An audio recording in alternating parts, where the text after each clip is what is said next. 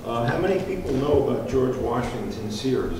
Nesmith, it was a famous woodsman. Well, Nesmith invented or popularized the woodsman's hatchet. Okay, the Nesmith hatchet, and that's what it's known as today. And you still buy them, you know. Well, Hiram, in 1853, he made an improvement on Nesmith's axe. Again, so this is something else that Hiram Leonard did that we actually don't know about. And the quote here is, the fellow who wrote this, his name was Penobscot. You know, in the 19th century, people wrote articles into Farson Stream, American Angler, and they used pen names. I think that's a layover from the British, but Penobscot was a lumberman up in Bangor, and his name was David, well, whatever. That's not exactly important to the story, but he says here that, okay, a good hatchet is very essential. The double-edged hatchet of Nesmith, a cut of which you published. So we know Hiram Leonard was there in 1853. Well, at that point, he most likely went to work for Charles Ramsdale, apprenticing in gunsmithing.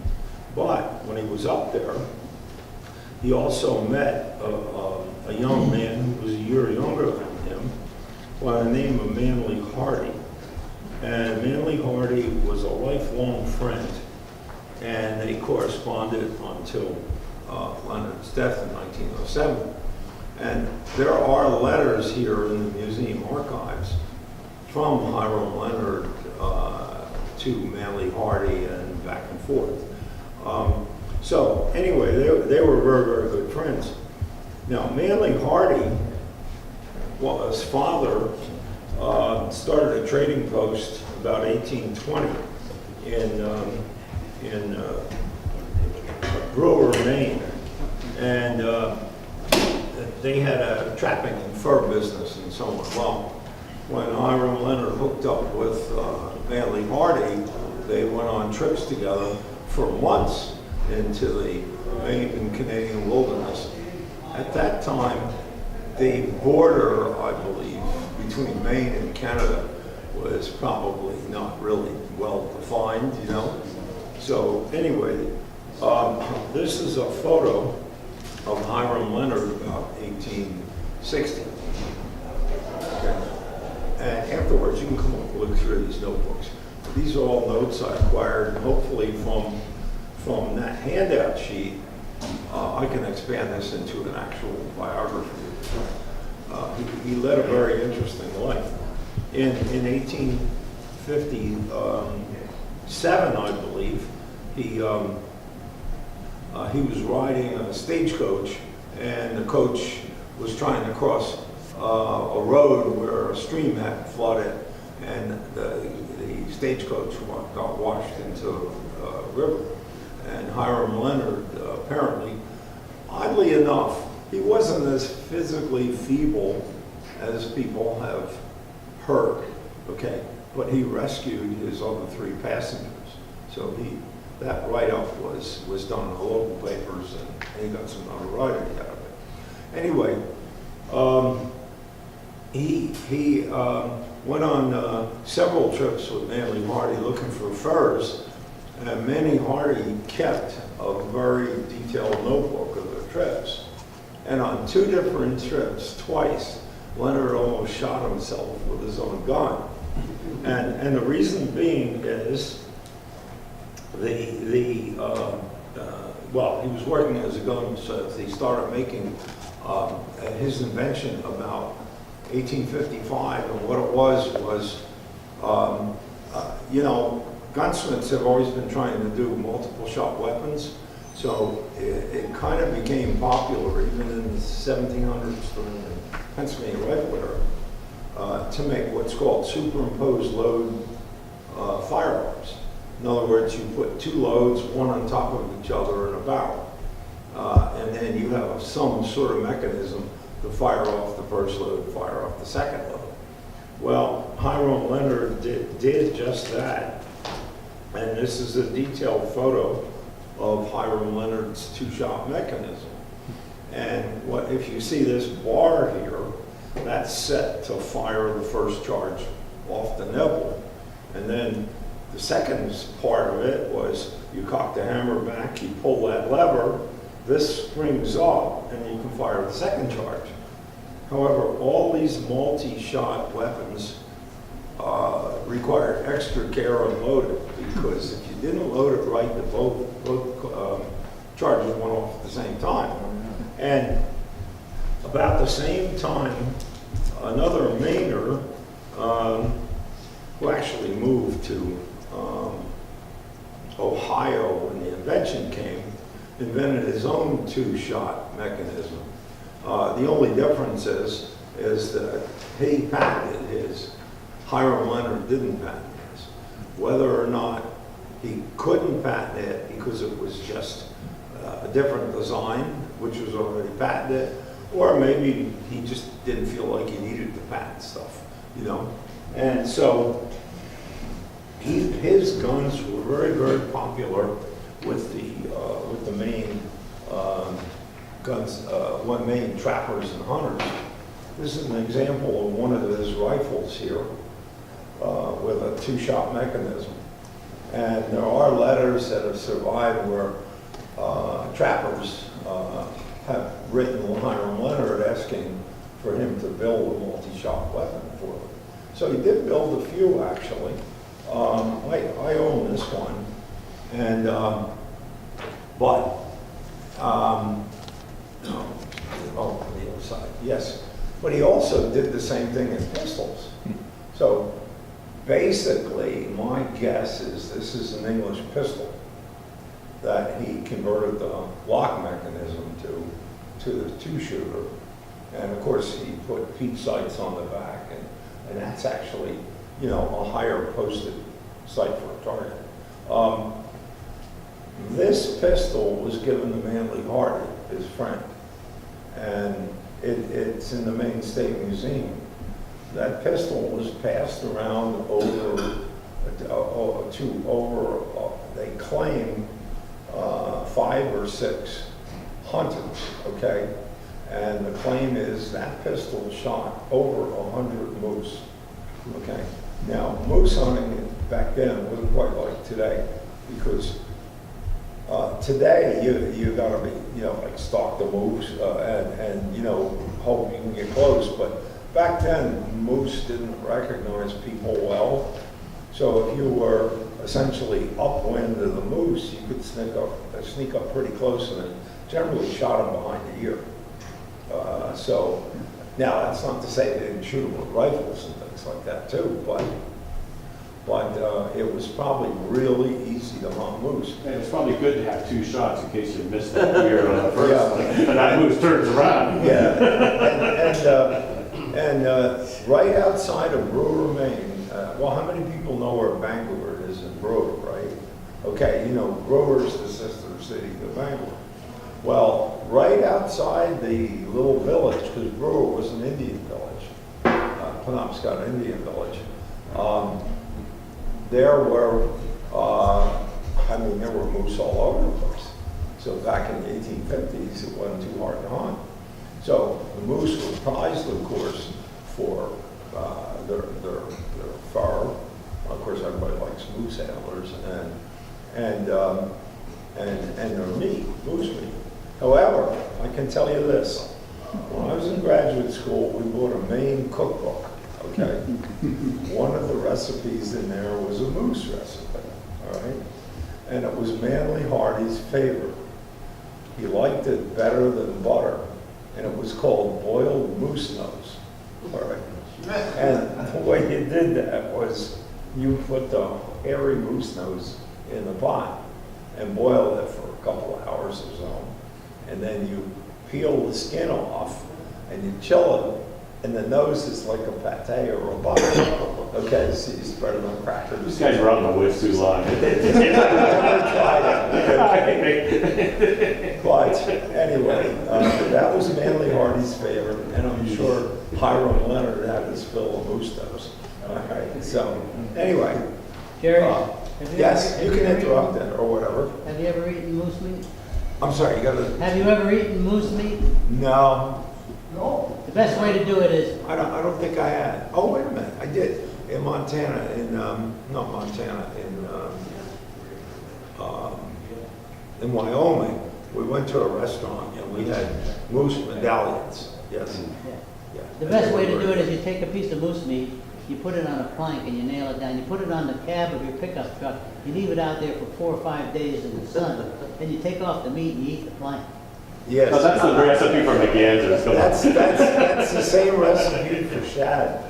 Board shad around your fire and cook it for about Plank 4 shad. hours. Right. Throw the shad away and eat the board. Just eat the And raw. apparently Yes, that's that's true recipe for for McGann's. McGann's or ducks too. Anyway, during his employ as Hiram Leonard was his education is stated that he got his woodworking from his father Lewis, and which is very probably true, and he got his metal talents from his uncle Dwight Hawes. Now the problem with Leonard that we run into when we're trying to talk about it is there's so many people connected to him. Okay, there's the Hawes family, all right, and then through the company, you have Thomas Edwards and Payne and the Hawes. So you can't talk about one like Fred Thomas, like we did in the Thomas book, without talking about Hiram Leonard. Okay, so when you talk about these people, you need to talk about 5 or 6 people at the same time.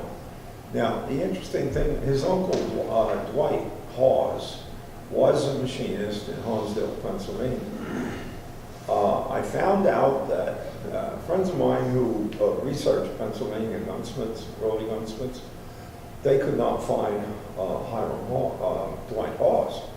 However, when I asked the Honesdale Society to research Hawes, they came back to me, and during the Civil War period, he was listed as a gunsmith.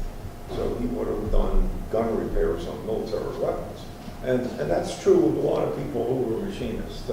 They often did, gun repairs, but they were not gun builders. They weren't building full guns. So that's why his name actually never shows up. Another interesting thing about Leonard, when he got married the reason, his sister married Dwight Hawes, and that's how they became related. The Leonards became related to the Haweses. Okay. Anyway, so when Leonard got married in 1859 to Elizabeth Blood, interesting name, L-O-O-D. Her family was, I wouldn't say they were wealthy, but they were a comfortable family. Elizabeth was well educated. She spoke several languages, played piano, was very musical. And you'll read in that little handout, she probably was a tough woman. Okay, and anyway, they got married and they went up to New Brunswick. Well, they stayed there 2 years. They went up to New Brunswick at the end of 1859. That was their honeymoon. Now, can you imagine that kind of a honeymoon? You're like out in the wilderness, and you know, it's basically, I look at it as these travelers back then, they had to work to survive every day, okay? So I don't know how much of a honeymoon or a vacation that really was, to tell you the truth, but I suppose if you're an outdoor person, it's great. Anyway, they went up and stayed in Canada 2 years. I suspect they stayed in Canada because the American Civil War started in 1860. All right. Well, when Bangor, when they're in Bangor in 1863, and he's working with Charles Ramsdale. Charles Ramsdale, I can't say if Leonard had a part in this, but I guess he would have been. He was what would be called a journeyman gunsmith. He was not apprenticed to become like a master gunsmith, although his skills were a master gunsmith. And there were 5 gun makers in Bangor at the time period. So he would go and work in each shop as they had orders to fill. And sometimes they would get orders for his 2-shot mechanism on rifles. Particularly Joseph Graves. I have a rifle from the Graves shop. That was Hiram Leonard built. And that was a special order gun for the job. Anyway, Hiram Leonard during the Civil War was listed as, well, let me explain it. During the Civil War, they taxed you. If you were a manufacturer, you paid $100 a year tax. Now, that was a fair amount of money in 1860. If you were something else, the tax was less. Well, Hiram Leonard was a 3rd-class peddler, and he only had to pay $10 a year. So he was smart enough not to say he was the manufacturer. Anyway, so regarding his wife, Elizabeth, this is also in a handout. In 1863, she went out moose hunting with her daughter, Cora. And, well, no, Cora wasn't born then. It's very funny because it says she went moose hunting in minus 20 degrees, okay, in deep snow with her girl and a boy. I suspect either one of 2 things. Either the girl was a servant or the girl was born to them and maybe later died, because there's no record of her. The only record that exists is Cora Hawes. And well, it's Cora Hawes because she married her first cousin, who was Hiram Hawes. So back then, I guess that was okay. In any case, so it was reported in newspapers as far as Boston that they have tough women up there in Bangor, that they can go out moose hunting in deep snow and minus 20 degrees and get a moose. So, Yeah, but that was all just a big story because it was in the backyard and the animal was frozen. yeah, it could have been. Part of the lockout. So that's another area I need to work out a little bit in terms of biography, because Hiram Leonard wrote a letter. I know I'm jumping around a little bit, but he wrote a letter, I don't know, before his death. I don't know if it was 1905, 6, or before his death in 70. It's in the American Museum of Fly Fishing, and he said he was always a vegetarian. All right. Well, I find that hard to believe. This guy on the trail in the 1850s, I don't know. He's going to be picking berries when they got moose meat and they got everything else there, deer or whatever, and he's not going to eat meat, because Hiram Leonard talked a lot about still deer hunting in the newspapers at the time. So I suspect it was from his influence with Elizabeth, through Elizabeth, because Elizabeth Leonard was a spiritualist, and I don't know much about that, but Thoreau was also a spiritualist, and Bangor, Maine, was a center of spiritualism in Maine. So that's another area I'd like to flesh out a little bit, So I think her influence on Hiram turned him to a vegetarian. But at the same time, after he got married again, well, he may have hunted, maybe he didn't eat meat, but certainly in the earlier days with his travels, I would bet that he did eat. So we know about how Hiram Leonard in some of his early years, all right. we know everything about Hiram Leonard from 1870 on because that's where his rod building started, all right? But up until 1859, or well, I'm sorry, 1869, we only know a little bit about Leonard, so I kind of like to flesh that out a little. However, one thing I did find out, you know these counties have in the 1890s or so, early 1900s, they put out these compendiums of like famous people in Orange County. Well, there's one famous people in Orange County, New York. It's like 1890, and it talks about Hiram Leonard, and it says in there that Hiram Leonard's, one of his great-great-grandfathers with 2 brothers came over here. Well, 3 brothers. One of them was his great-great-great-grandfather.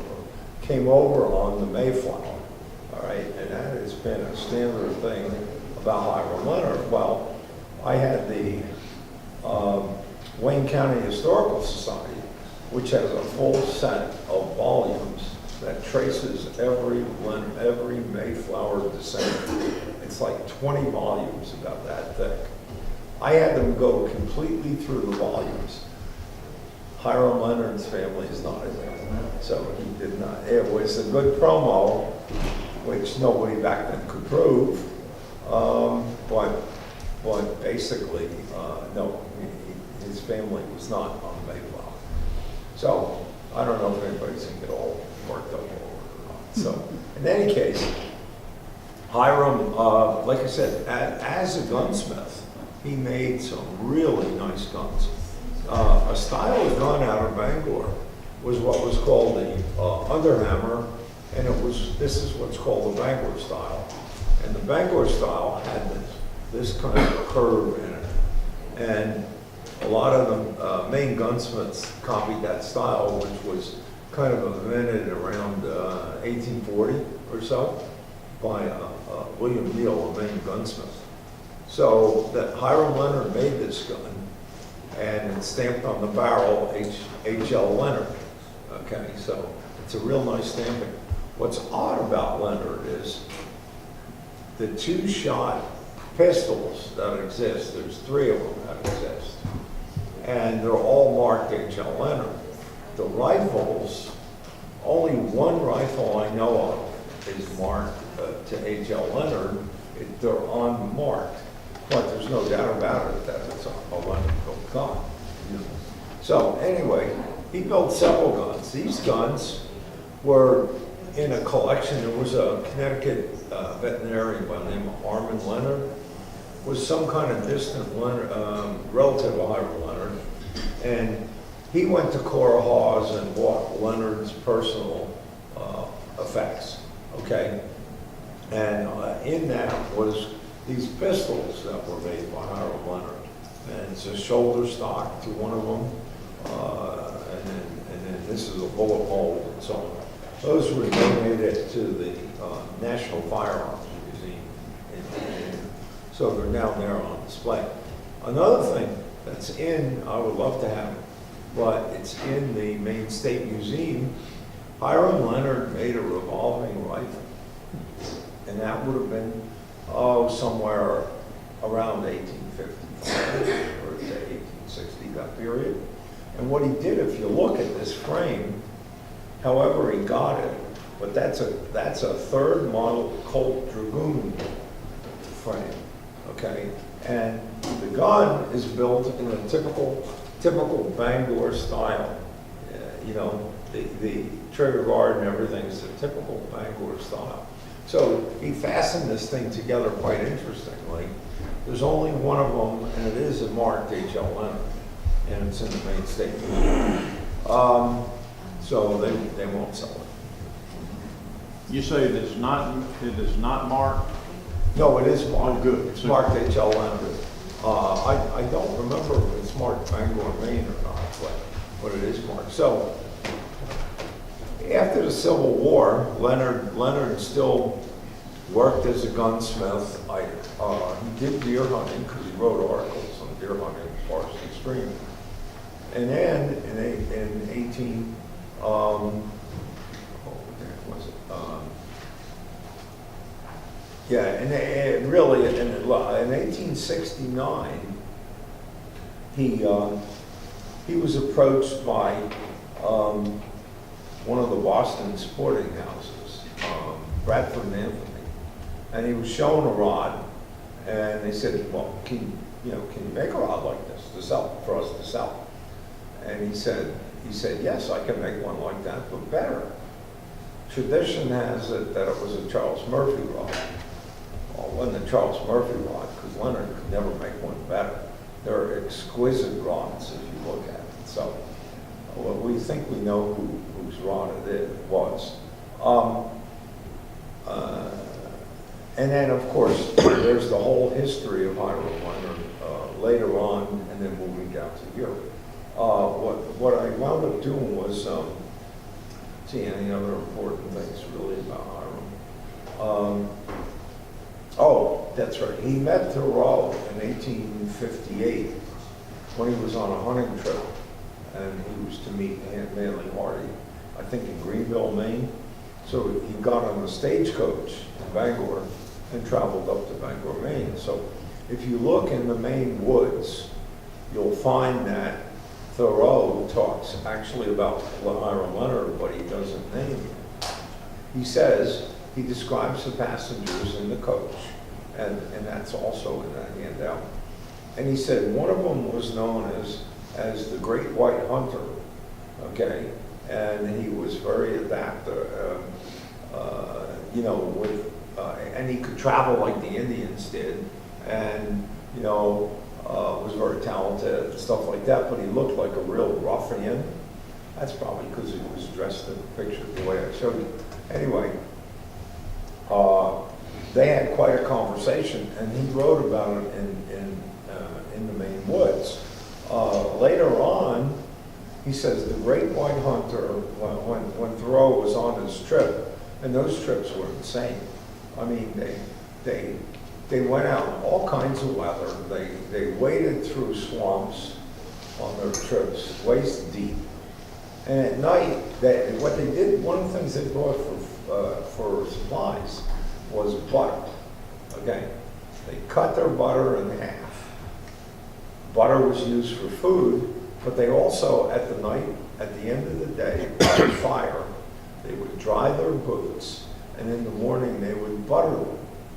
Okay, well, they would butter the boots because the butter was sealing the leather.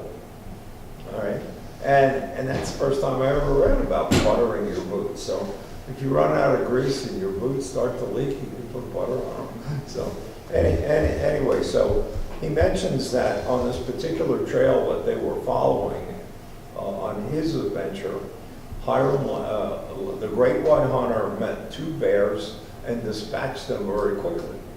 Well, he could have only dispatched them very quickly if he had his 2-shot rifle there with him, because there's no way he's going to shoot a muzzleloader loaded in time to get the other bear before he gets him. So he also made several what's called 4-shooters. They had 2 barrels, all right? And you rotated the barrels, and they had that lock mechanism on each side. And there's one description of one made, which was a 6-shooter. It was a 3-barreled gun, all right? That was lent to someone who was hunting in Virginia, and apparently he disappeared. Well, they found him in the spring after the snow melted in the mountains there, laying on top of the gun. Well, he probably shot himself, And anyway, that gun is gone, so it's never been found. There are about 15 known Leonard 2-shot rifles, okay? And, they're in different collections. They're pretty well known. Anyway, so to get to Hiram Leonard in the fishing part, he made his, he started making rods in 1870, okay? There's no reference by Hiram Leonard as making rods as a boy. Thomas Chubb of Post Mills, Vermont, grew up in Galveston, Texas, And as a boy, he would make his own fishing rods. So that's known in the Chubb story. But for Leonard, there's no mentions of him making rods. He just saw that one rod, and clearly as a talented carver, woodworker, machinist, and so on, he could make one. You know, Leonard was the first to commercially popularize six-strip rods, complete six-strip rods. That's his fame. The other part of Hiram Leonard's fame is, it's not that there weren't people during his period there building rods that were not as high quality as his. There were plenty of very good, high-quality rod makers. The Colroys, for one. Charles Wheeler in Farmington, Maine, who actually made his first split bamboo rod in 1868, before Leonard was even apprised of it. He made 12 rods. And his rods went to Bradford and Anthony in 1869. So Jeff Knapp and I, who studied Wheeler quite a bit, we feel that Leonard was shown one of Charles Wheeler's earliest rods. And that makes sense because Charles Wheeler was 21. Hiram Leonard was already much older by 1870, 69, okay? And he had more years of experience. In 1877, 1875, 6, he hired 9 people to work in his shop up in Bangor. In 1877, there was a bit of a depression, and so he needed some money to keep things going. By the way, he hired one man as a fly tyer. I don't know who that was. That's kind of lost to history. But anyway, so he needed a partner. He needed $4,000. Okay, 4,000. No, he needed $2,000, and he sold on a chattel mortgage to Andrea Kidder. James Kidder married into a very wealthy family. Wait a minute, how's that work? No, yeah. James Kidder's wife was from a very wealthy family. Okay, so she bought the documents that are signed. The original documents still exist. Copies of them. They're signed to Andrea Kidder. And part of the provision was that her husband, James, would be a salesman for Leonard rods. Okay.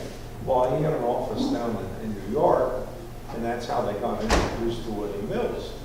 Well, so I'm in the Historical Society, and I'm looking through their old documents and everything, and I see a thing in 1879 that says, David Bugbee forecloses on Hiram Leonard for non-payment of mortgage.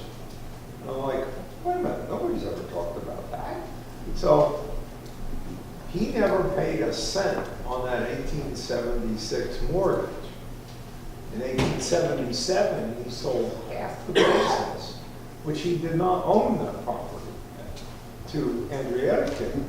He was a businessman. Yeah, so that's right. So it wasn't this, And then the Kidders sold their half interest to William Mills in 1879. After those documents were signed, David Bugbee found out about it, foreclosed on Leonard. Okay, Mills. I talked to a friend of mine who's a lawyer who read through all this stuff. He said Mills must have had a stroke. Because the property is being foreclosed on for non-payment of an earlier mortgage that they didn't know about. So January 1st or December 1879, that mortgage was satisfied. And I'm assuming it was satisfied to the tune of 8% interest over the years. So that didn't get them off to such a good start. But Hiram Leonard and William Mills were very, very good friends. And here in the archives are letters donated, or a box donated by Pat Mills. Oh God, decades ago, And I went through all of them, and there are letters from Mrs. Leonard to William Mills about Hiram Leonard's health and how it's deteriorating. And so they wanted to move Hiram Leonard down to the first floor from their home. I mean, their bedroom was upstairs. And William Mills bought the beds and other things to help them out because of his poor health. Now, the deal Hiram Leonard got, he was in his 50s, was from Mills, I thought was a good deal. Was he got for 2 years 50% of the profits of the business, plus he was paid a salary, plus he was paid not a salary, he was paid a lump sum for the 2 years for his part of the business. And after that, so that would have been like 1873, 83. After that, he was hired as manager of the Leonard Rod Company. Well, that to me doesn't strike like he's, getting a bad deal when he's up in his 50s. So when you look at the documents there, his wife was involved with the Central Valley Real Estate Company. And he was involved with the Central Valley Fire Company. They owned property in Central Valley. And in addition to that, what else? They had mining interests, property interests. His wife sold real estate and so on like that. So they were actually reasonably well off, comfortable with it. And that's quite an accomplishment for a guy who started out as a woodsman in the 1850s as a young man. Anyway, just to talk about, you're welcome to come look through these notebooks here, and you'll see notes on all kinds of things. A friend of mine in Maine by the name of Bill Crone is a retired U.S. Fish and Wildlife Service biologist, and his interest in Hiram Leonard was before the rod interest. It was his trapping and hunting and fur trading business. And I made a nice trade with him recently for some of his Leonard letters that he dug out. And one of the letters is an 1857 letter to somebody where Hiram Leonard is saying, I will have the $10 advancement to pay you back for blah, blah, blah. And that was 1857. So he was smart enough to borrow money and pay it back. The other thing he did that few people know was salmon fishing was very popular in the 1870s. And everybody was scrambling to build hatcheries, salmon hatcheries. So in 1854, Hiram Leonard was involved in an effort. I wouldn't say he was sole owner, but he was involved in an effort. It's up on Seaback Lake. There's a stream that runs into the lake. That salmon will run up and spawn. So he was involved with the salmon hatchery. Okay. Well, by 1878, the hatchery kind of folded. And his fellow in trade had stereo views of the salmon, Leonard salmon hatchery. So that was part of our trade for stuff. But him and I are going to do an article on the salmon hatchery for somebody, maybe the American Museum Journal. The interesting thing about that is 8 letters back and forth from Hiram Leonard to the manager of the salmon hatchery survived and are known. So we know the other collectors who have letters too. So we have, at this point, we have copies of everything. So it's just funny how this stuff does survive out there. Well, anyway, just to start showing this. Oh, Manly Hardy, there's an interesting story in there about Manly Hardy. He was a boy, and his father was not only a fur trader, but he operated as a guide. And in 1843, a Prussian count came up to Maine. He came to America in 1842, hunt and fish and stuff. Came up to Maine, hired Jonathan Hardy to be his guide and live with the family for 6 months. And they went around fishing and hunting and stuff. Anyway, he was so impressed with Manly Hardy, he was 11 years old, that he taught him how to mount birds. Well, the Manly Hardy bird collection is now in several university museums and so on. And Manly Hardy was one of the founding people for the Ornithological Society, if I say that right. Anyway, he was an interesting man in himself, and my friend Bill Crones did a biography on him. Well, when the Count left, he left Manly Hardy his rod and reel, and it's trap rod and reel. So I did an article in this magazine, which is called Classic Angling in the UK, because it has American and British, and European interests. So you can come up and take a look at this. Here we go.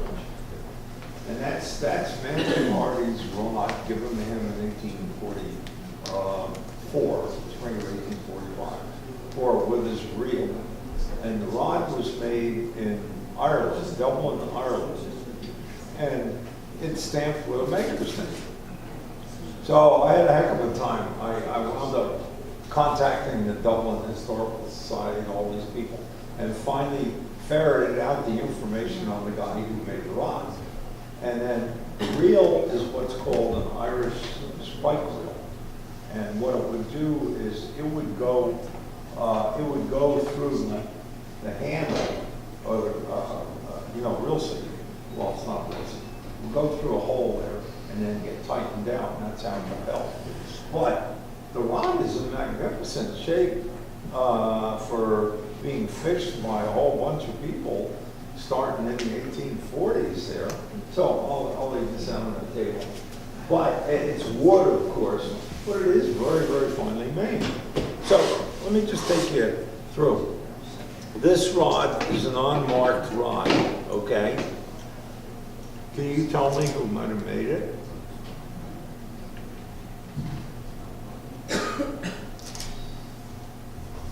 That rod was not made by H.L.Leonard, but this maker is confused with H.L.Leonard, because what he did was he made high-end trade rods for the Boston and New York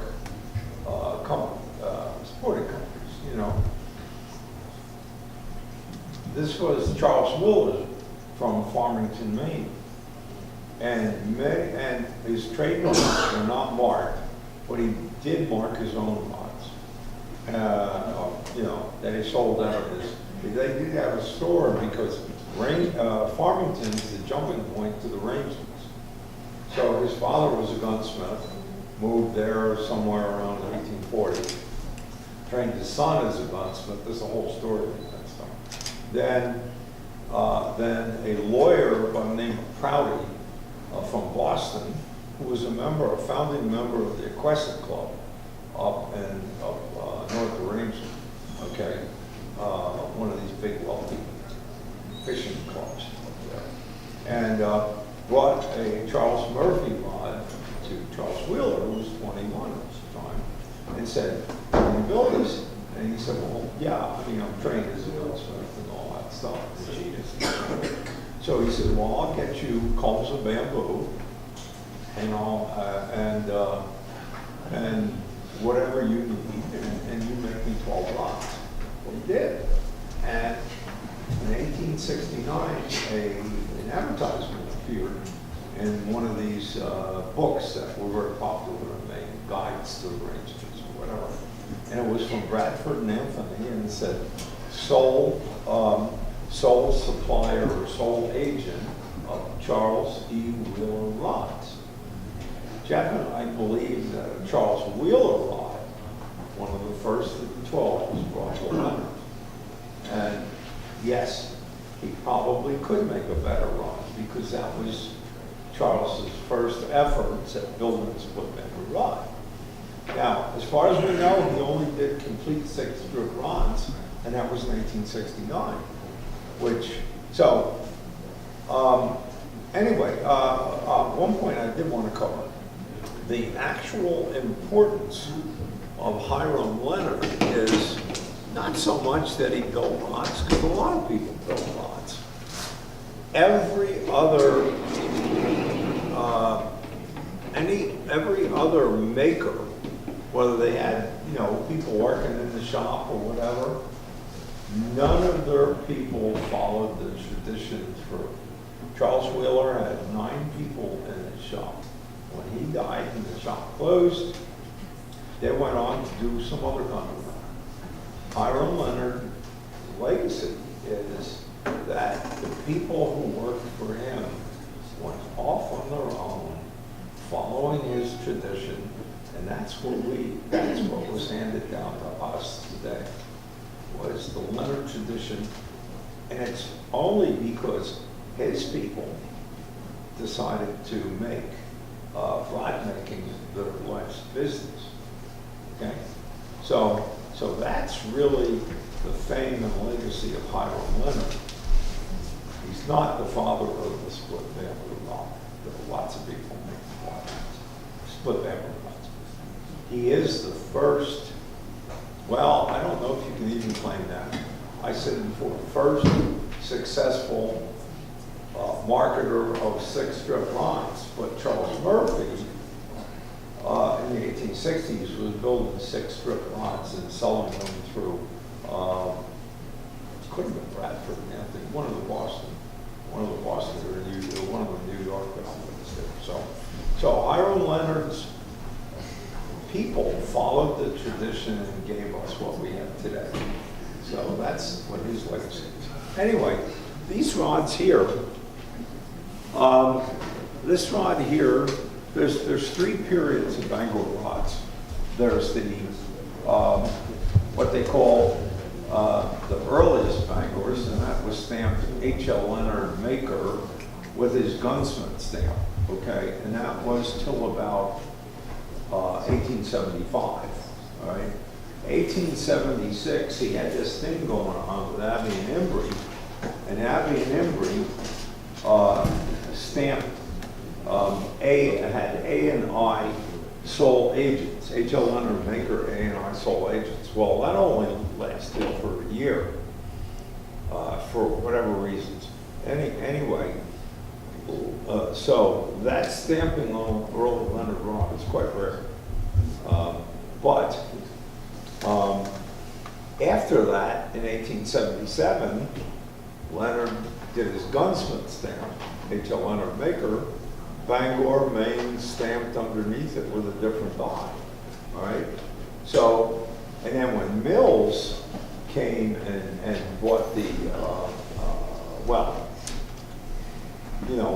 into the business there in 1879, I believe at least for 1 year, 1880, the stamp of H.L. Leonard maker, William Mills and Sons Sole Agents, New York, was the new stamp, okay? That stamp also shows up when they moved down into Central Valley in 1881, and that continued on till the Leonard partnerships changed somewhere around 1895 or so, okay? But you can tell a Bangor period built Leonard, that's a sole agent rod, from a sole agent rod built in New York. And the way you do that is by the ferrules. The ferrules in the early Leonards were all big, heavy spiked ferrules on the mid, and clearly on the tips, which I didn't pull out actually. They were very fine tips. And you could see very tiny, delicate little spikes on there. So I find them quite an attractive rod. Now this rod, the first rod here, is kind of unique because how many people have A.J. Campbell's book? A.J. Campbell? Right. You'll see pictures of a 14-foot two-piece splice joint Leonard's Leonard fat rod, okay, with the Abbey and Embry stamped double on it. And it's the only splice joint rod that was found from from Leonard, okay? That was probably his influence from the Canadian rods, okay? And so, anyway, this first rod here is kind of an enigma in a sense. There's only 2 of them known. It's a 2-piece 11-footer, okay? And it does not fit the profile of what I just told you about Bangor rods because the ferrules are just flat. There's no spike in the ferrules. It is stamped H.L.Leonard maker, H.L.Leonard maker. So this would put it pre-1875, okay? Only 2 of them are known.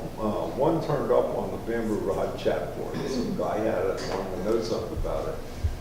And then there's this one that's been in several collectors' hands, basically. Anyway, so that's a very early one. It's what we call Strickland Street because that's where the business was. This one is actually a sole agent rod. This is a William Nilsson son sole agent rod stamping. But I believe this rod, and anyone's welcome to disagree, but I think that's a Bangor built rod in 1880. Okay, so that's that. Now the other thing, this is unusual, and you have one. Leonard rods were generally not put up in wood form cases. They normally were a canvas bag that had a spot for the butt, mid, and a tip tube, okay? And then the bag would fold over and tie, you know. But there's not many of them that show up in wood form cases. And Steve here has one, actually. So that's kind of unique to have one. And this is H.L.Leonard, Bangor, Maine, pretty much like yours. You were in the bathroom during that auction. Yeah. See it go. And these things are all flippering guides from that period. Because snakes, although believe it or not, snakes were used in England on salmon rods as early as 1883. But snake guides didn't get popular here until about 1895. So now a lot of people think that there's a hindrance in fishing with these rods, with ring guides. But years ago, you remember, Jay, this guy had a 12-foot chub, double-handed salmon rod with big flip ring guides on it. My God, that rod